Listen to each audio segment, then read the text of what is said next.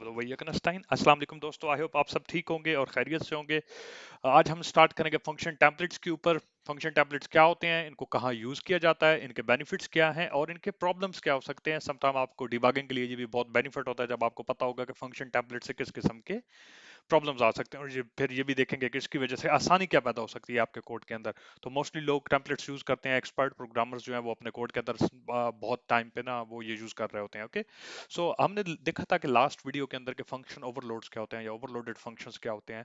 Overloaded function basically हम ये example भी वही है, आप लास्ट में देख लीजिए कि लास्ट वीडियो में आप मैंने सही डिटेल में एक्सप्लेन किया, बट यहाँ मैं थोड़ा सा क्योंकि कनेक्टेड है तो एक्सप्लेन कर देता हूँ कि जब आपके पास आपकी जो डाटा टाइप है कोई भी आ रही होती है और प्रिंट नाम एक ही यूज करते हैं, बट उस जो पैरामीटर्स हैं उनके ऊपर उनके अंदर कोई ऑपरेशन आपने डिफरेंट करना होता है। ठीक है, लेट्स से एक फंक्शन हो जो कि प्रिंट के अंदर वो प्रिंट करे सिंपल उसकी वैल्यू, इस तरीके से वो प्रिंट यहाँ पर कर सकता है 1+2 i+j f+j। सो उसके अंदर की जो लॉजिक है ना इसके अंदर ये डिफरेंट कर सकते हैं आप। ठीक है, तो आपका नाम वही होता है लेकिन वो डिपेंडिंग अपॉन के आगे वैल्यू क्या आ रही है उसके मुताबिक आपकी जो लॉजिक है वो यहाँ पर इंटरनल लॉजिक चेंज हो जाती है। तो यहाँ पर ओवरलोडेड फंक्शन यूज किए जाते हैं। बट इन केस कि अगर आपके पास आपके जो फंक्शंस हैं वो एक ही किस्म की लॉजिक इंप्लीमेंट कर रहे हैं और मोस्टली उनकी एक ही तरह की डाटा टाइप्स हैं।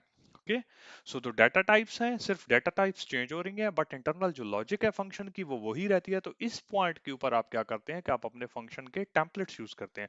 फंक्शन टेम्पलेट किस तरीके से फायदा देते हैं आइए हम देखते हैं एक एग्जांपल के थ्रू। तो फंक्शन टेम्पलेट को यूज कैसे करते हैं, जैसे हम लेट्स से कि ये करते हैं कि प्रिंट के लिए हमने क्या किया था कि यहाँ पर हम इस एग्जांपल को यहाँ से रिमूव कर देते हैं। ओके, अब हम देखते हैं कि यहाँ पर इंटीजर एक इंटीजर है आई, यहाँ डबल है, कांस्टेंट करैक्टर की स्ट्रिंग है जो किसी स्टाइल है, और फिर उसके बाद एसटीडी स्ट्रिंग है। तो आप देखें कि फंक्शन प्रिंट है, अंदर उसकी लॉजिक भी वही है कि वो सिर्फ प्रिंट कर रहा है, वो सिर्फ प्रिंट कर रहा है, और जो यहाँ पर सिर्फ चेंज हो रहा है वो उसकी एक डाटा टाइप चेंज हो रही है। तो इस तरह के फंक्शन रादर के हम उनको इस तरीके से लिखें कि वो हर एक चीज के लिए हम फंक्शन लिखें, तो टेम्पलेट हमें यहाँ पर एक बहुत ही अच्छी ऑप्शन देता है। मैं इन सारे कोड को कमेंट कर देता हूँ क्योंकि इसकी अभी हमें जरूरत नहीं होगी। और इसके लिए हम करते क्या है कि यहाँ पर हम टेम्पलेट लिखते हैं। ओके, एंड देन आप ब्रैकेट शुरू और ये करते हो और यहाँ पर आप क्या कर देते हो टाइप नेम, और टाइप नेम के बाद टी। सो टी इसका प्लेस होल्डर है जो आप यूज करते हैं और टी को आप रिप्लेस कर देते हैं जहां पर आपकी डाटा टाइप होती है। बस, तो आपने टेम्पलेट्स लिख लिया। ये सिंपल सी प्लस प्लस के टेम्पलेट्स हैं। ओके, अब हम देखते हैं कि ये परफॉर्म कैसे करते हैं। यहाँ पर मैंने एक एग्जांपल दिया है कि यहाँ पर ना मैंने स्ट्रिंग प्रिंट करानी थी। ठीक है, इसमें स्ट्रिंग प्रिंट कराता हूँ मैं, बिल्ड करता हूँ और रन करता हूँ तो आप देखें वही प्रिंट हो गया है।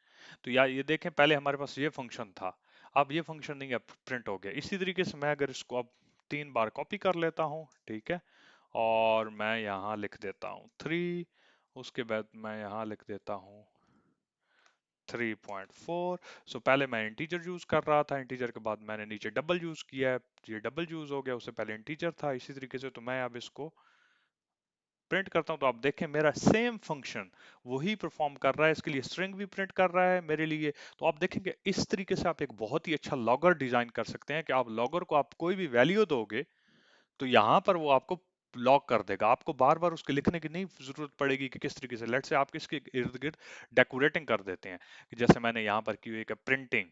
ओके, सो ये प्रिंटिंग आ रहा है, इस तरीके से आप इससे पहले डेट भी लिख सकते हैं, इससे पहले टाइम भी लिख सकते हैं कि इस वक्त क्या टाइम है कि ये फंक्शन है। तो लॉगिंग के टाइम पे ना आपको बहुत ज्यादा इस तरह की चीजें ना हेल्पफुल होंगी, तो वहां पर आपके ना टेम्पलेट्स बहुत ज्यादा यूज होते हैं लॉगर के अंदर। ठीक है, तो ये आपने देखा कि बहुत ही एक आसान सी एग्जांपल थी कि टेम्पलेट को कैसे यूज किया जाता है। टाइप नेम लिखते हैं, टाइप नेम की जगह पे हम एक और वर्ड भी होता है की क्लास भी लिख सकते हैं, कीवर्ड।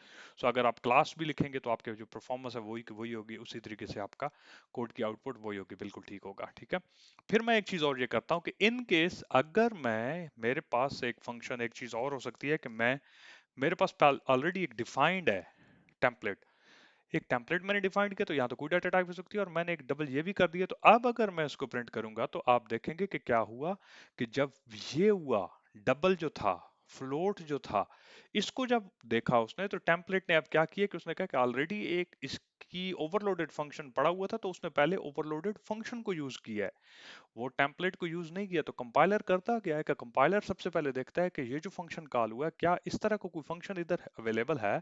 अगर तो वो अवेलेबल है तो पहले वो यूज करता है, अगर वो अवेलेबल नहीं है तो वो क्या करेगा कि टेम्पलेट को कहेगा कि देखो टेम्पलेट उस तरह का मेरे पास पड़ा है, अगर उस के पास उसके रिलेटेड टेम्पलेट होता है तो वो क्या करता है कि उसी किस्म का एक जब कंपाइल हो रहा होता है तो इसी तरह का एक फंक्शन खुद जनरेट करता है, और वो फिर जनरेट करके आप हमें यहाँ पर नजर नहीं आ रहा होता, लेकिन बैकएंड के ऊपर ये हो यही रहा होता है कि इसी तरह का एक फंक्शन की कॉपी जनरेट होती है बिल्कुल इसी तरह की, और उसमें वो टी की जगह के ऊपर डबल आ जाता है, तो आपका वही फंक्शन बन जाता है।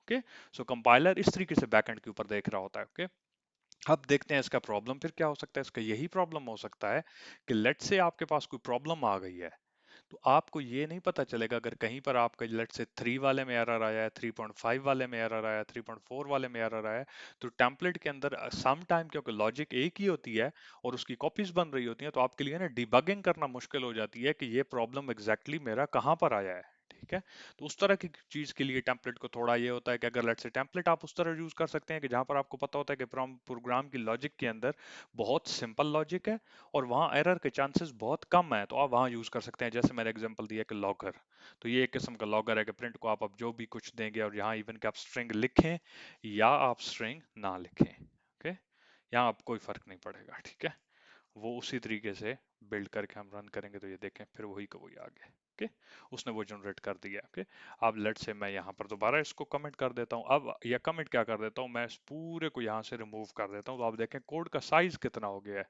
लॉगर के लिए। ओके, मैंने बिल्ड किया, मैंने रन किया, आपके पास वही आ गया।